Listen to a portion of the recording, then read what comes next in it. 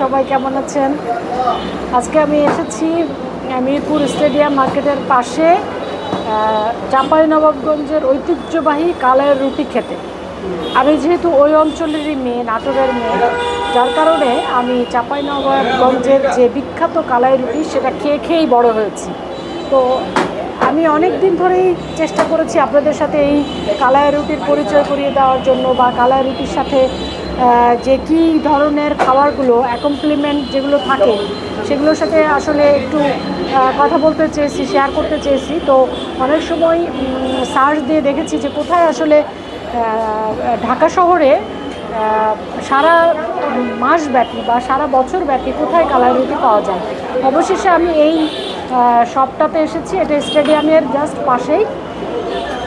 আর আপনারা খাবারগুলো দেখেছেন, ভিতরের পরিবেশটাও আমি একটু দেখাচ্ছি যে ভিতরে কিভাবে ওনারা কাবাব তৈরি করছেন, এবং সব ধরনের কাবাবের যে সমাহার এখানে আছে, একদম লাইভ সব কিছু অর্ডার করলে সব কিছু লাইভ এখানে বানিয়ে দেওয়া হয়।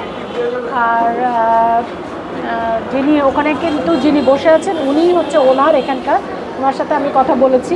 তবে উনি ক্যামেরার সামনে কথা বলতে একটু শাই ফিল করেন, যার কারণে বলছেন না। তো আমি বলে দিচ্ছি, এখানে কালাইয়ের রুটিটা আপনারা দেখতে পাচ্ছেন যে কালাইয়ের রুটির চেহারাটা ঠিক এরকমই হয়।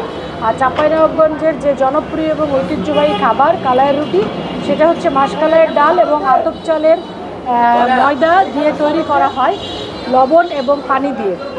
আর সেই সময় যে সময় আসলে এটার উৎপত্তি কালাইয়ের রুটি, সেটা হচ্ছে কৃষক এবং শ্রমজীবী মানুষের জন্য এই রুটিটা তৈরি করা হতো। কৃষক বা শ্রমজীবী মানুষ যখন সারাদিন কাজ করে ক্লান্তি এবং ক্ষুধা নিয়ে বাসায় ফিরতেন, ঠিক তখন এই রুটিটা তাদের জন্য খুবই উপযোগ্য হতো। কারণ তখন মাসকলাইয়ের ডালের সহজলভ্যতা ছিল, সহজপ্রাপ্যতা ছিল, এবং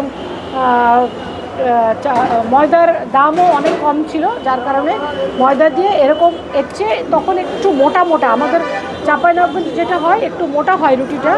এবং মাসকলাইয়ের আসল যে মাসকলাইয়ের ডাল, আমরা যেটা আসলে রাজশাহী অঞ্চলে বা ঈশ্বরদী অঞ্চলে যে মাসকলাইয়ের ডালটা পাই, সেটা একটু কালো টাইপের, সেই মাসকলাইয়ের ডাল দিয়ে কিন্তু আসলে অরিজিনালি তৈরি করা হয়।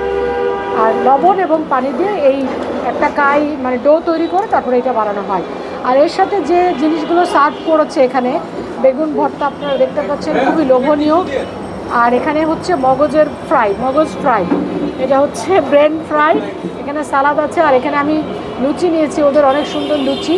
আর এখানে একটা বিফ টিকা কাবাব, এটা একটু ডিফারেন্ট মনে হচ্ছে আমার কাছে, যার কারণে আমি নিয়েছি। একটু লুকটা এবং শেপটাও একটু ডিফারেন্ট। আর শিক কাবাব নিয়েছি। আর এটা হচ্ছে খিরি কাবাব। আপনারা জানেন যে খিরি কাবাব খুবই জনপ্রিয় একটি কাবাব আমাদের দেশে। এখন পার্সিয়ান কাবাব এটা খুবই জনপ্রিয়। আর সালাদ তো আছেই। তো সাধারণত মাসকলাইয়ের ডালের মানে রুটির সাথে আমাদের ওদিকে যে ভর্তাগুলো সার্ভ করা হয়, সেটা হচ্ছে শুটকি ভর্তা, মরিচের ভর্তা, তারপরে বেগুন ভর্তা, নানা রকমের ভর্তা হচ্ছে সার্ভ করা হয়, যেটা অনেক স্পাইসি হয় কিন্তু খুবই মজার। মানে এটা হচ্ছে অনেক শীতে, আমরা তো জানি যে চাঁপাইনবাবগঞ্জ রাজশাহী অঞ্চলে খুব শীতে, মানে যখন হাড় কাঁপানো শীত থাকে, তখন এটা একদম গরম গরম কালাইয়ের রুটি এবং এই ঝাল ভর্তা খেয়ে মানুষ মানে শীতের আমেজটাকে আরও সুন্দর করে তুলে এবং শীতটাকে একদম কন্ট্রোল করে ফেলে নিজেদের মধ্যে।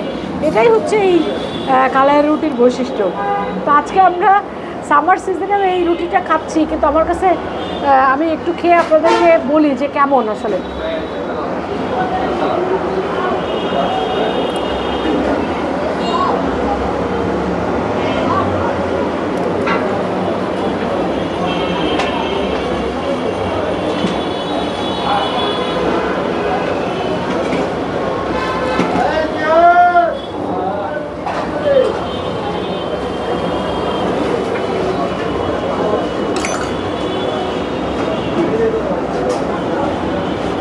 এটা আসলে অনেক মজা।